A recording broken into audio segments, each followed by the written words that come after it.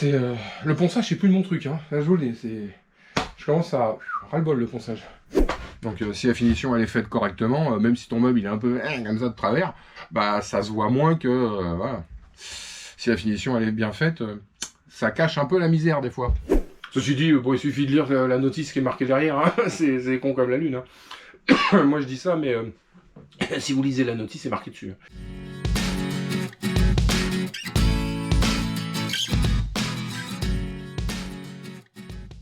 Eh ben, j'ai avancé un petit peu.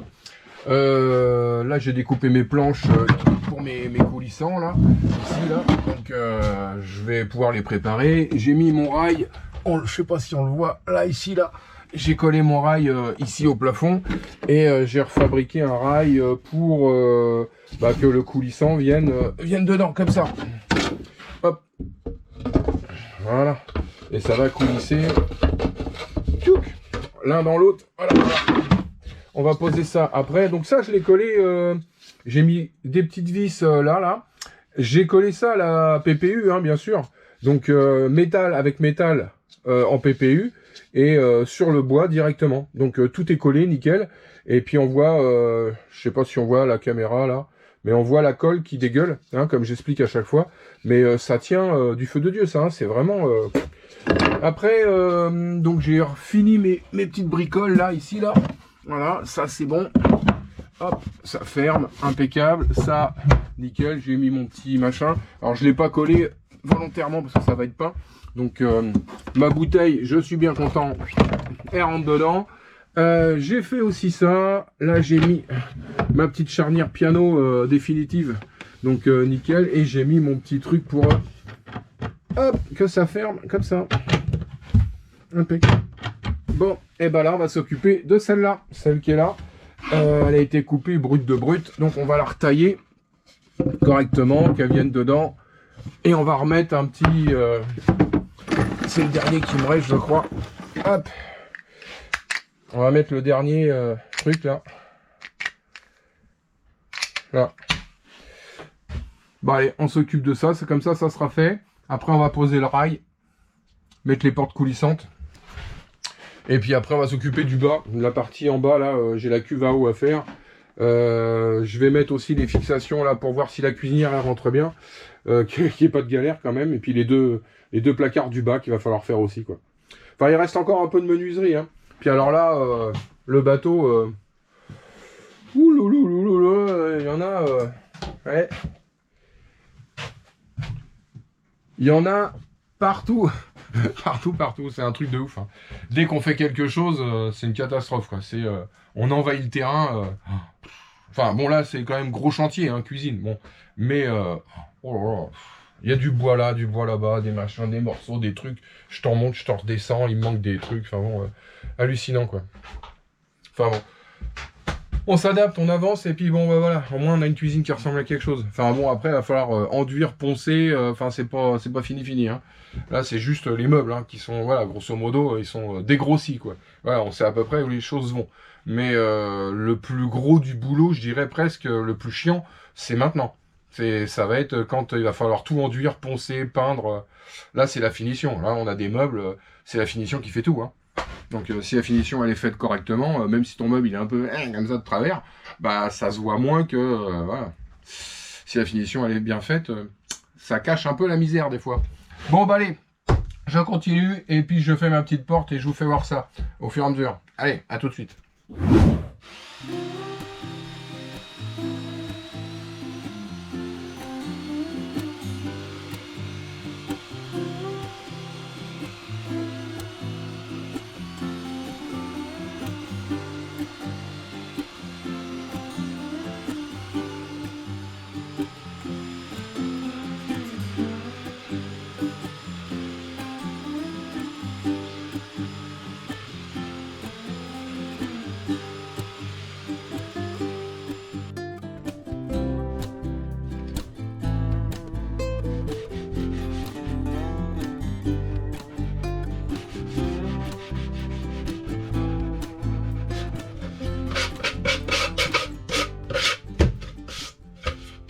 Voilà, mon bois il est bien préparé.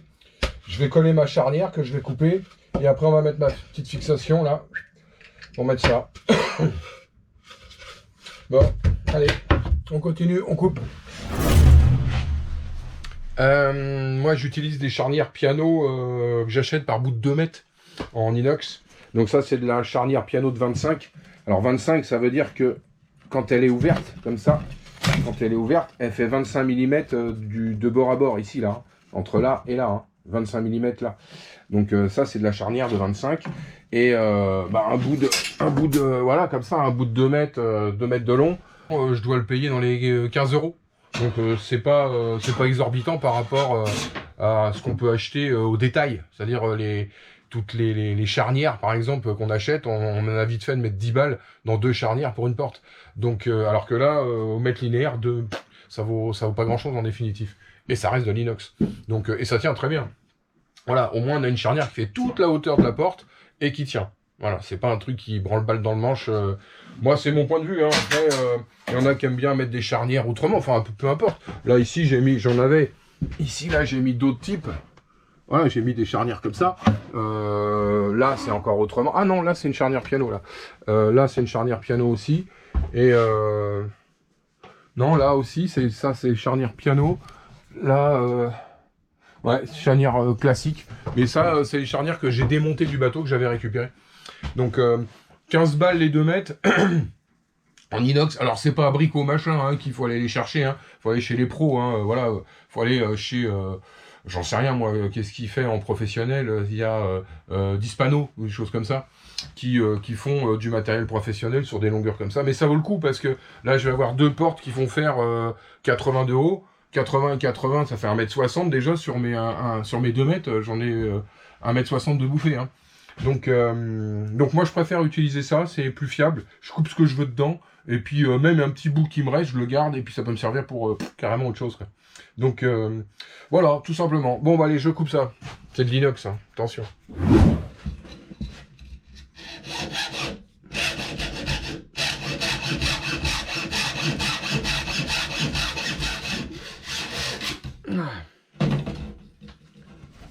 Bon, pour poser une charnière piano, c'est pas très compliqué. Là, j'ai pris ma charnière, j'ai pris mes cotes. Donc, j'ai mes cotes de chaque côté.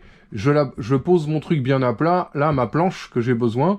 La charnière de 25 est bien parce que quand on a des morceaux de bois de 15 mm d'épaisseur, en contreplaqué marine par exemple, là, ça fait pile la hauteur. Donc, il n'y a pas besoin de poncer, de raboter ou de faire quoi que ce soit, ça fait pile la hauteur. Donc il suffit juste de mettre sa charnière piano à la bonne place. Donc moi je la pose en équerre comme ça, entre une planche là et le bord ici, là, comme on voit, ici là. Et je vais par exemple, avec mon tournevis, je vais donc bien tenir, et je vais prendre la pointe de mon tournevis, je vais la mettre bien au milieu,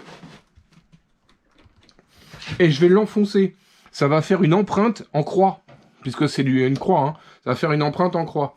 Hop, ça je ne touche plus. Ça va me donner mon départ pour ma vis, parce que c'est pas toujours évident. Et quand je mets ma vis dedans, elle visse directement, je sais pas si on va voir, mais elle visse directement au milieu de la croix. Je sais pas si c'est très net, enfin je sais pas si on voit, mais en attendant, elle visse au milieu de la croix, ce qui fait que on peut pas être ou à gauche ou à droite du trou. Parce que sinon, elle se décalerait. Alors là, je vais pas visser très fort. Voilà, hop. Et ici, je vais faire la même chose. Donc, je prends ma pointe, je la mets bien au milieu. J'appuie fort dedans. Toc. Et forcément que, comme mon truc, il est rond, il va se mettre pile dans le centre. Donc, ma croix, là, elle est pile au milieu. Et comme ça, je suis absolument sûr que la pointe, là, elle soit bien dans l'axe. Parce que si jamais elle n'est pas dans l'axe, la charnière, elle va remonter, ou elle va descendre, ou elle va être un peu plus à droite, un peu plus à gauche. C'est tout. À 1 mm près, ça marche ou ça marche pas. Et des fois, à 1 mm près, on s'embête. Ah. Voilà. Donc, c'est simple, hein, c'est toujours pareil. Voilà. Et là, je suis sûr, ma charnière ne dépasse pas l'appareil. Là, je sais pas si on voit, ça fait une petite croix, comme ça. Je sais pas si on voit bien, parce que moi, la caméra, elle est toute petite. Voilà, enfin bon. J'essaierai d'ajuster ça au montage. Hop. Et on fait la même chose, donc quand on va la poser sur le meuble directement. Donc là, je ne serre pas comme un bourrin. C'est juste vissé comme ça, parce que ça va être démonté pour peindre. Toc. Voilà, ma petite charnière piano, elle est posée. Donc elle va venir se mettre comme ça. Bon, allez. Je prépare ça. Je le vis, je prends mes mesures. Et après, je pose mon petit bouton poussoir là. Allez, c'est parti. Bon, pour ajuster la porte, moi je mets une cale comme ça en métal, enfin ou n'importe quoi, hop, pour avoir le jeu ici là en bas. Et ici avec mon crayon, après, j'ouvre ma charnière, comme ça, hop, et je trace le haut de ma charnière ici. Vous voyez, je vais tracer le haut, comme ça, quand je vais la mettre à l'intérieur, je vais avoir pile la hauteur. Alors, à 1 000 près, hein. Voilà, faut essayer d'être le plus précis possible, mais c'est compliqué. Enfin, moi, c'est mon astuce, hein. Ça, je fais comme ça. Là, je vais la replier, et puis je vais la visser à l'intérieur. Donc là, j'ai ma cote, qui est tracée, avec mon jeu. Après, ça peut se reponcer, hein, enfin, s'il y a un besoin. Allez, je mets en place, on va voir si c'est bon. Donc, hop. Là, c'est tracé. Le bord de ma charnière vient au bord de mon bois. C'est pour ça que j'ai mis une charnière de 25. Hop, il ne me reste plus qu'à faire attention à la hauteur. Ici, là, j'ai tracé, donc c'est le haut de la... Ah. On essaye de pas bouger. Se mettre bien. Pile au milieu.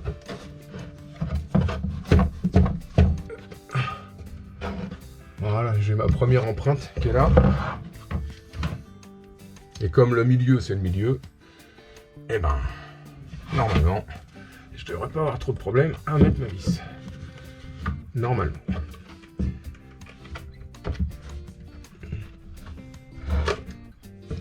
Normalement. Normalement. Allez, hop. On va faire autrement, on va le mettre à la main.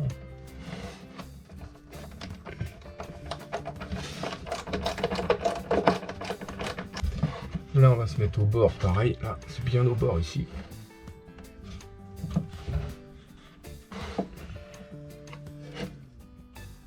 Là, on se met bien au milieu. Voilà, ma croix, elle est bien au milieu.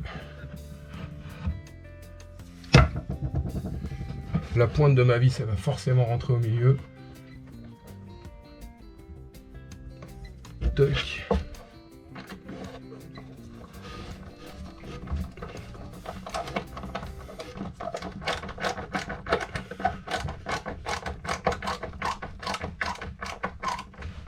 Ah, on va pas serrer trop fort.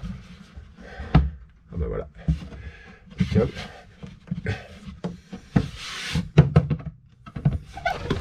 Voilà.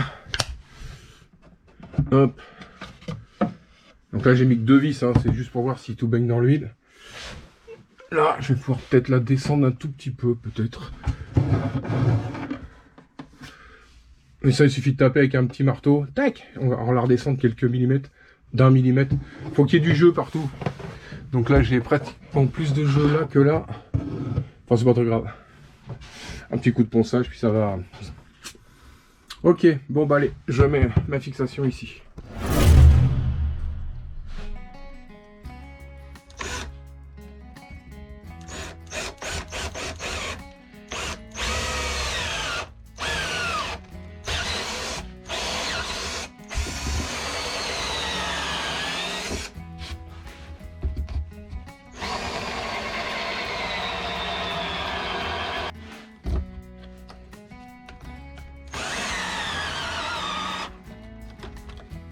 Ah, plus de batterie.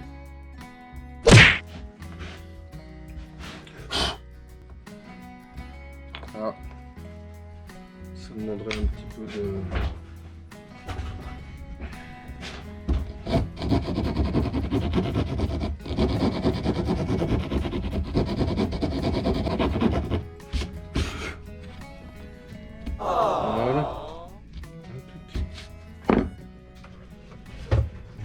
ajuster ça comme il faut. Voilà. Ma petite croix dedans. Alors ça marche qu'avec un cruciforme, hein, forcément. Ah les gars. Si vous faites ça avec un tournevis plat, c'est moins... Ça marche pas.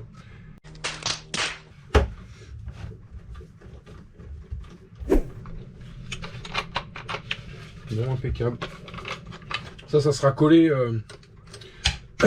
quand on aura fait la peinture. Puis de toute façon, avec la peinture, ça va s'emboîter en force. Donc, bon, allez, je mets ça en place là-bas. Bon, bah voilà. Ça, c'est fait. Hop. Ça marche. Impec. Hop. Voilà, les deux. Toc. Et là, pareil. Bon, et ben nickel. On va passer à ce truc-là maintenant. Les coulissants. Bon, je sens que je vais m'emmerdouiller la vie là. Parce que les coulissants, faut que ça tombe pile poil quand même. Hein. Enfin, ceci dit, ça aussi, hein, mais bon. Ça, à la limite, on peut encore trichouiller avec la charnière. Là, on trichouille de rien du tout. Ça coulisse ou ça coulisse pas. Hein. Bon, allez, j'attaque ça, je regarde et puis je vous fais voir.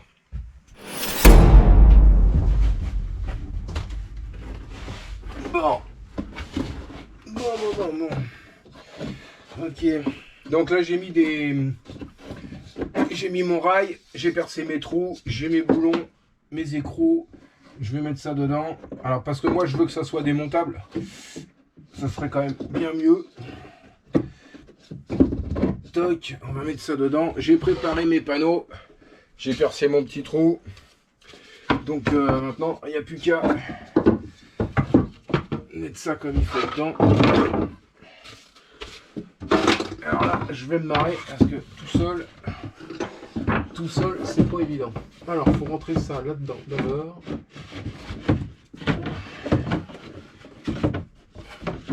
Voilà. On prend le rail, on met tout dedans. On essaye.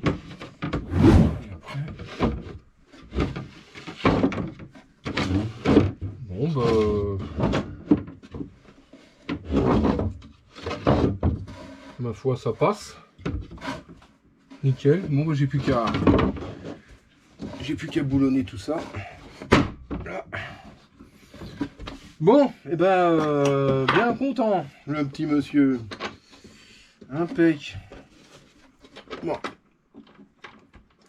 Ouais, j'ai pas tout vissé comme un cinglé là, parce que sinon, je vais me retrouver avec des panneaux que je peux plus démonter. Donc je veux que absolument que ça soit démontable pour ne serait-ce que la peinture. Comme là, l'étagère, elle est démontable celle-là. Donc, bon bah je vais boulonner tout ça. On va voir si il y a assez de jeu. Ouais, et puis celle-là va par là. Ça c'est comme ça. Et ça c'est comme ça. Bon bah voilà, il est fait mon petit truc. Hop, là, ça coulisse ça. Hop, là ça coulisse. Impeccable. Bon bah ce côté là c'est fini, là j'ai mis mes fixations, tout va bien. Bon on va s'attaquer au bas là. On va s'attaquer à toute la partie basse. Là le frigo il va rentrer dedans. Je vais peut-être mettre la cuisinière, voir si elle va bien dedans, quand même, hein, par acquis de conscience. Et puis reposer l'évier. Là j'ai des bordures à mettre. Ici là je vais mettre des petits rebords pour éviter que tout se casse la figure quand on navigue. Puis ça permettra de se tenir.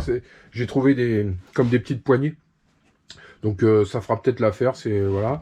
Et puis bah, je vais m'attaquer à la cuve ici là, et puis les portes. Bon, on continue. C'est doucement on arrive. Hein. Putain, je suis bien content quand même que là ça se termine au niveau de la fabrication déjà. Là, toute la partie haute là elle est bonne. Il ne reste plus qu'à enduire, poncer, et puis s'occuper de ça. Bon, allez, je continue tranquillement. Bon, bah je continue mes petites bricoles. Ça c'est pour ma cuve. Donc là j'ai collé un gros bout de bois ici pour tenir l'axe de ma cuve qui va être prise dessus. Donc ça a été boulonné avec du 10 hein, de chaque côté là, directement dans les varangues là. Hop. Et puis là ici j'ai une planche qui va se poser. Alors celle-là ça tombait bien parce que je savais pas quoi en foutre de cette planche. Tac. Voilà.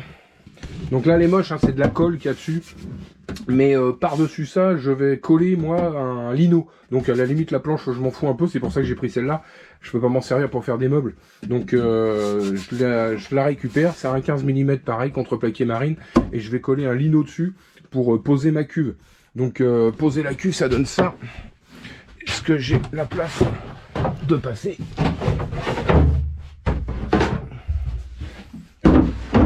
Toc.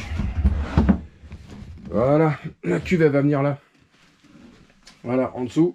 Ici, là, je vais la caler avec des morceaux de bois pour faire. Puis là, je rangerai, je sais pas, des bouteilles du sopalin. Enfin, il y aura un espèce de petit caisson. Mais au moins, elle va être bloquée complètement contre là. Et ça me laisse quand même de la place ici pour faire une étagère, pour ranger des affaires, passer les tuyaux complètement dans le fond. Et puis un peu de place là sur le côté. Là, ici. Voilà. Donc la cuve revient à sa place. Voilà, elle était là à l'origine. Enfin, c'était une cuve un tout petit peu plus grande. C'était une 100 litres, ça c'est une 80 litres. Bon, bah voilà, ça c'est fait. Donc là, j'ai un petit tuyau, il n'y aura plus qu'à cercler avec des trucs à cliquer là pour pas qu'elle bouge. Et puis de toute façon, je vais la boulonner bien comme il faut celle-là. Parce que là, 80 litres, ça fait 80 kilos. Hein, donc j'ai pas envie que ça me défonce tout. Ça fait du poids, hein, mine de rien. Donc je vais tout boulonner comme il faut pour être sûr que ça bouge pas. Voilà. Enfin, en attendant, elle a sa place. Il n'y a plus qu'à faire les petits équipets sur les côtés, la petite planche qui va aller sur le dessus en laissant le couvercle accessible, on va dire, pour pouvoir accéder dedans, remplir. Sauf celle-là, elle va se remplir de l'intérieur. Hein. Je vais pas mettre je mettrai pas de tuyau pour dehors. Je le remplirai directement avec des jerrycans. C'est pas grave. 80 litres, c'est quand on arrivera à celle-là, c'est que les autres cuves sont vides. Donc ça, c'est notre cuve de secours, on va dire. Voilà. J'ai fait avec le bois qui me restait mon histoire de cuve. Le cuve à eau, là, ça, j'ai réussi à la placer. Donc, nickel. Donc là, ça me permet d'avoir la cuve ici et un petit bac pour ranger. Alors après, il sera peut-être coupé en deux. Je mettrai des boîtes en plastique. Ici, pareil, il y aura peut-être là un rangement supplémentaire. Parce que là, il y a un trou, là. Pour l'instant, c'est vide. Donc, je vais peut-être refaire une étagère. Parce que c'est très très profond. Là j'ai du rangement aussi, et puis ça me permet d'accéder à ma cuve. Puis ça empêche, là ce petit rangement là, ça empêche la cuve de venir taper dedans. Voilà, ici une fois qu'elle sera calée, je vais mettre un bout de moquette de chaque côté pour que ça puisse que ça puisse pas bouger, quoi, tout simplement. Là ici c'est très profond, hein, ça fait pratiquement 80 cm de profondeur à chaque fois. Donc là ici, là pareil, là ici j'aurai de quoi ranger des boîtes, j'en sais rien, on verra. Donc voilà, tout ça c'est fait. Là ici ça a été renforcé, boulonné directement dans le métal. Donc voilà, je profite qu'il n'y a pas l'évier, ça donne ça. Et là ici il y aura tous les tuyaux qui vont partir et qui vont aller sur l'évacuation qui se trouve ici, qui est mal placé d'ailleurs en définitif, qui est mal placé. Il y avait déjà un trou donc on l'a fait là, mais c'est mal placé parce que ça tombe dans la cloison. Donc il va falloir que je trouve une astuce pour fermer la vanne. Là aujourd'hui j'ai plus de bois pour terminer, il me reste quelques chutes là, mais enfin, que de la merdouille, pas assez grand pour pouvoir continuer à travailler, à faire mes portes. Donc là je vais m'attaquer gentiment au démontage du support moteur, ainsi que toute la partie gasoil qui était là avec les filtres et tout ça. On va tout remettre bien comme il faut. Donc je vais m'attaquer à ça, et puis ça va me permettre de peindre ce qu'il y a, voir un petit peu ce qu'il y a sous ce truc là, parce que ça fait 40 ans que ça n'a pas été démonté, hein. Donc j'ose espérer que c'est pas rouillé, parce que il n'y a pas de traces de rouille qui coulent, rien, il n'y a par première vue rien, à l'extérieur il n'y en a non plus, mais bon, vu que c'est pas accessible, on va en profiter pour démonter et repeindre. Donc voilà. Bon, prochaine étape c'est ça. Voilà, parce que là la cuisine, j'attends d'avoir du bois pour... Enfin, faut que j'aille chercher du bois pour terminer. Bon, bah allez, à plus tard. J'ai démonté la cale moteur, enfin le support moteur. Donc en fait, voilà, le support moteur, donc il est là. Donc là, il est à l'envers. Donc là, le moteur va là-dedans, hein, bien sûr. Là, dans ce sens-là, comme ça. La peinture, même, elle a 40 ans. Là, je suis... Ça, c'est le dessous, hein. Donc ça veut dire que ça fait 40 ans que ça n'a pas été touché cette histoire. Hein. Là c'est le devant, ici c'était la descente qui venait frotter, donc ça a enlevé un peu la peinture. Mais c'est même pas rouillé, encore, on voit encore le galvanisé. Et puis là, dessous, en définitif, il y a rien quoi. Enfin, à part les couches de peinture, j'ai un tout petit peu de rouille là que j'ai fait sauter, un tout petit peu. J'ai un ou deux petits points de rouille, mais c'est moi qui ai insisté un petit peu pour gratter. C'est vraiment, ça faisait une tête d'épingle, donc j'ai frotté. À part ce petit coin là, en fait, voilà, le bateau n'a pas été touché depuis 40 ans. Donc, je suis vraiment très très étonné de l'état du métal. Je suis vraiment très étonné de l'état du métal. Le fait que ça soit galvanisé, enfin choupé, ça dure, hein, ça dure. Vraiment, ça dure. Hein. À part quelques endroits, et encore, enfin là, à mon avis, c'est de la rétention d'eau, donc qui était sous le moteur, qui venait, à mon avis, du presse-étoupe, qui devait couler, et qui devait bloquer à cet endroit-là. Mais là, j'ai passé une lame de scie en dessous, entre la coque et puis la petite varangue qui est là, enfin le couple, pour si jamais l'eau devait recouler pour une raison ou pour une autre, passer et puis revenir dans les fonds de cale, quoi, et pas stagner à cet endroit-là, quoi. Donc j'ai gratté, comme c'est de toute façon il y avait un peu de rouille, donc ça m'a permis de passer une bonne lame de scie épaisse là. Ça va me permettre de faire une descente d'eau, parce que c'était avec la rouille et la peinture, en fait ça bloque tout à chaque fois. La flotte reste bloquée, vous voyez, dans les trucs comme ça là, parce que ça a été peint. Voilà, à chaque fois, la peinture, alors même si c'est pas soudé au départ, la peinture fait que c'est étanche, quoi. Donc pour éviter ça, je vais enlever un petit peu de matière sur le dessous, pour être sûr que même une fois peint, ça puisse couler correctement, et que ça coule dans les fonds de cale, que je puisse m'en apercevoir, ça stagne pas là-bas, quoi. Parce que là, une fois que ça va être reposé, là, ce truc-là, là, le support moteur va être reposé là, rebelote, hein, j'ai plus d'accès du tout jamais à ce qui se passe en dessous, hein. Donc j'ai intérêt à ce que ça soit traité nif nickel, et je vais y mettre un paquet de couches de peinture pour être peinard un petit moment, quoi. Donc parce que je suis pas prêt de renlever le moteur qui est neuf, de renlever le support moteur pour aller jeter un œil de ce qu'il y a en dessous, hein. Puis là, niet, hein, on peut pas y aller, hein, c'est à sac par terre, c'est à peine 10 cm, donc à part avoir une caméra pour aller jeter un œil de temps en temps, ça va pas être simple. Donc autant le bien traiter tout de suite, on l'a sous les yeux, c'est moins compliqué que de faire un truc à la one again, hein. Donc bon, allez, on continue, je broche, je nettoie, je ponce, et puis je vais commencer mon traitement anti-rouille sur cette surface là, et puis après peinture de cale. Donc peinture de cale là-dessus, sauf à l'intérieur bien sûr, parce qu'à mon avis, enfin j'essaierai, hein, je vais mettre un petit fond de pinceau pour voir quand même si ça tient, mais à mon avis, vu le gasoil qui est tombé dedans, je doute que ça tienne, quoi. Le métal a pris le gasoil, c'est mort, c'est mort. Bon bah écoutez, je suis bien content en tout cas, parce que je pensais que ça allait être complètement pourri en dessous, et en fin de compte, pas du tout, quoi. Pas du tout. Je suis étonné,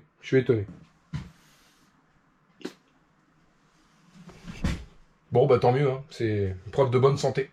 Bon bah les petits loulous, allez, je continue mon petit boulot, puis je vous fais voir une fois que c'est fait.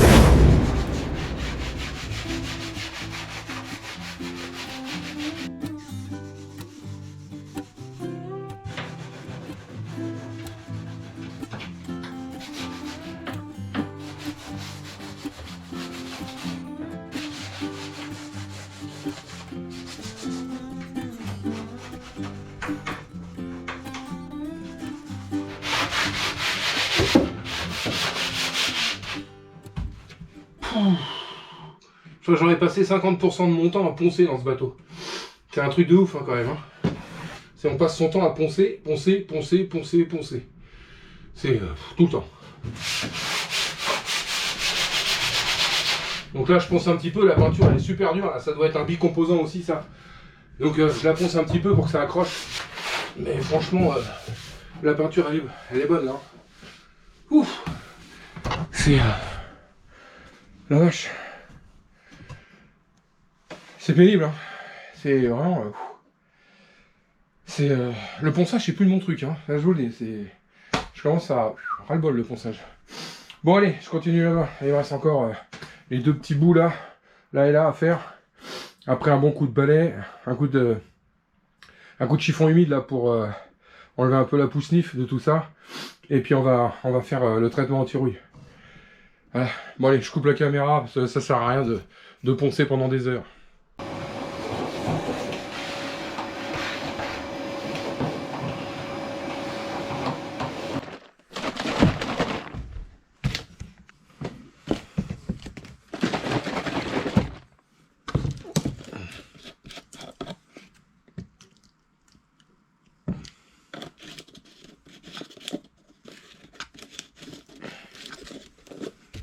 Toc.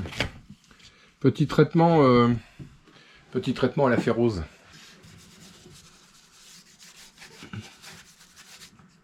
Faut en mettre 3 couches, 4 couches, à peu près toutes les 2 heures. Voilà, faut attendre et bien tamponner avec le pinceau pour que ça rentre bien partout.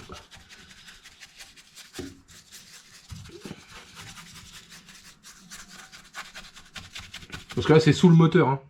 Donc pas de conneries. Hein.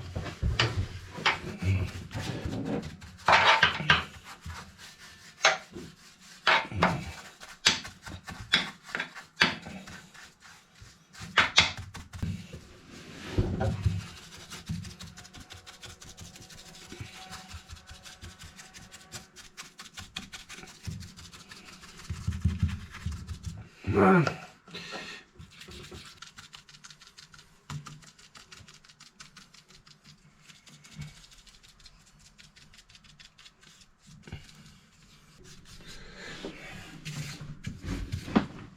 Bon, allez. Je continue gentiment. On va pas faire 2 heures de vidéo parce que toutes les 2 heures, ça fait long. Bon, allez, à tout à l'heure. Bon, voilà. La première couche de ferrose, elle est passée là. Comme j'ai que ça comme anti-rouille, puis ça c'est bon, je suis à peu près sûr que ça rouille pas derrière. Donc 3 couches comme ça à la suite. Espacées d'une heure, 2 heures, ça dépend de la température. Là il fait pas froid aujourd'hui, donc il fait 16 degrés. Donc pareil, on est mi-janvier, là il fait 16 degrés. Bon bref. Donc ça va sécher assez vite. Donc dans 1 heure, j'en remets une couche, dans 1 heure, j'en remets une couche. Donc comme ça, on a 3 couches successives, c'est important. C'est pas, faut pas laisser sécher complètement, faut faire presque mouillé sur mouillé, quoi, pratiquement. Ceci dit, bon, il suffit de lire la notice qui est marquée derrière, hein. C'est con comme la lune. Hein. Moi je dis ça, mais si vous lisez la notice, c'est marqué dessus. Donc voilà. Bon bah allez, je coupe, je remets mes 3 couches, et puis voilà. Hein. Puis quand ça sera fait, bah, on va commencer genre peut-être demain la peinture de cale. Et puis peut-être un coup de peinture sur justement sur la cale moteur, là, sur le support. Sur le support, on va voir. Bon, bah mes 3 couches ont été passées, nickel. J'ai passé une petite couche ici aussi. D'ailleurs, on voit, c'est encore violacé. Quand c'est violet comme ça, c'est que c'est pas attaqué. C'est quand ça devient, je sais pas si on voit à la caméra, mais un peu plus noir. Comme là. Vous voyez, là, on voit bien que c'est noir, quoi. Donc quand c'est noir, c'est qu'il y avait un début de rouille. Là, ici, là, il y avait un petit début de rouille, alors que le reste, non. C'est pas noir, en fait, c'est un espèce de bleu-violet, c'est quand c'est en train de sécher. Mais tout ce qui est noir, vraiment, voilà. Bon, bah là, on va laisser sécher, mes 3 couches sont faites. Donc, bah, une fois que ça sera sec, normalement, demain, ça devrait gazer. Je vais peut-être pouvoir commencer à faire la première couche de peinture de cale. Voilà. Donc, et puis là, pareil. Bon, bah allez, bah c'est parti. Hein. Allez, à demain, et puis tranquillou. Normalement, il fait beau. Demain, enfin, il fait beau. Là, il pleut pas, il pleut pas. Là, tout est fermé, là. Là, je suis obligé de fermer le bateau complètement comme ça. Là, il y a des vitres en... J'ai mis en plastique pour avoir de la lumière. Mais je suis obligé de fermer, sinon il pleut dedans. Sinon, il pleut dans le bateau. Donc, comme je suis en train de faire ma peinture et la ferrose et tout ça, là, c'est un peu chiant, quoi. Donc, je suis obligé de tout fermer. Il tombe des averses, mais infernal. Donc ça tombe, ça s'arrête, 1 heure, ça retombe. J'ai rempli en une journée presque 15 cm dans un seau qui est dehors. 15 cm d'eau. Posé comme ça, hein, il est posé là. Donc 15 cm. Bon. Et ben ça tombe. Bon allez. Bon allez petit loulou.